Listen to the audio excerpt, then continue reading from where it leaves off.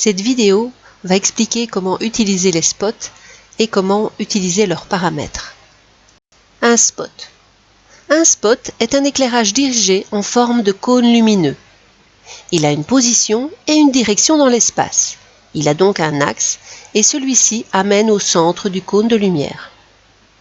Ces rayons lumineux sont divergents par rapport à la source.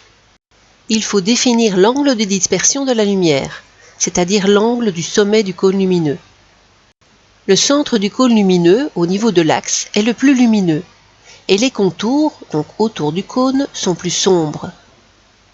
L'étendue du dégradé entre le centre, le plus lumineux, et le noir, qui est non éclairé, peut être paramétrée et donner une impression de spot plus fort, donc plus net, ou plus atténué. Ça va donner un effet plus doux. Donc voici une scène toute simple avec Suzanne qui est placée sur un socle et je vais l'éclairer à l'aide d'un spot. Pour l'instant, j'ai un point lumineux, donc je vais dans les paramètres des lumières et chercher le spot. Pour avoir l'apparence de ce que ça va donner au niveau du rendu, je clique sur cette icône-ci et donc je vais déplacer le spot. Je vais le bouger vers l'avant, donc G, Y, et faire une rotation autour de l'axe des Z pour le mettre face à Suzanne. Je peux aussi le déplacer légèrement vers le haut. Alors, il y a plusieurs paramètres possibles. La couleur du spot, bon, a priori on met beaucoup de spots blancs, mais clairement on peut mettre un spot différent. La puissance, on peut faire varier la puissance. Si je fais un spot de 50 watts, vous voyez que ça ne donne carrément plus rien. Si je fais un spot de 200 watts, là il commence à apparaître. Bon, ici 500 watts, ça me semble pas mal, mais on peut le rapprocher pour donner plus de lumière ciblée autour de Suzanne. Alors, spécular, ça c'est pour pouvoir avoir l'aspect brillant des matériaux.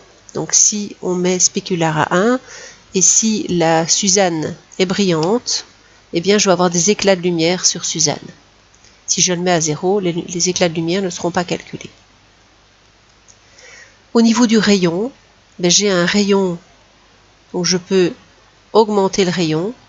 Plus j'augmente le rayon, c'est comme si j'avais la lumière qui était étalée sur une grande surface. Et donc, on a l'impression d'une lumière plus diffuse. Là, on utilise relativement peu ce genre de choses. Alors, la distance, je peux paramétrer une distance. Pour l'instant, c'est 40 mètres. Je peux mettre beaucoup moins. Si je mets 5 mètres, par exemple, vous voyez que le spot donne sur la Suzanne, mais n'atteint pas le sol. Parce que 5 mètres, eh bien, c'est un espace plus grand que l'espace qui est entre le spot et le sol. Je vais mettre 10 mètres. Vous voyez que au fur et à mesure, ça augmente. Si je mets 20 mètres, là j'ai pratiquement la lumière qui vient partout. Alors les paramètres que j'ai aussi pour le spot, c'est la grandeur, donc l'amplitude du spot. Je peux le mettre beaucoup plus ciblé. Ici clairement pour la Suzanne, si je le cible comme ceci, ça suffit. Donc si j'ai cet angle-ci, ça suffit amplement pour pouvoir éclairer Suzanne. Et blend, c'est le dégradé qu'il y a sur le pourtour. Je peux faire plus ou moins de dégradé. Si je mets blend égale 0, ça donne un spot assez fort et assez net. Mais si je l'augmente, c'est un spot qui est un peu plus doux. Et je peux regarder donc le cône pour pouvoir paramétrer peut-être plus facilement la lumière à l'écran, mais ce ne sera pas visible au niveau du rendu. Et alors il y a les paramètres d'ombre. Si je clique ici dessus, je peux ou pas mettre des ombres portées. Je peux raccourcir les ombres. Oups. Voilà. Et je peux aussi les mettre plus diffuses. Vous voyez qu'à un moment, l'ombre devient complètement trouble. Et alors je peux aussi faire un contact shadow pour éviter cet espace ici clair, on a l'impression ici que le socle n'est pas sur le sol, je peux le mettre à 1 et à ce moment-là, l'ombre vient vraiment à partir du socle et part donc à partir du coin. Et je peux aussi faire un léger floutage, mais pas trop parce que sinon j'ai de nouveau cet effet de décalage.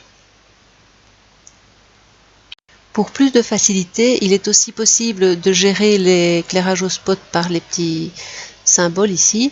Alors le point jaune permet une rotation du spot. La flèche bleue permet d'agrandir et de gérer l'angle de lumière du spot. Je vous remercie pour l'attention que vous avez accordée à cette vidéo.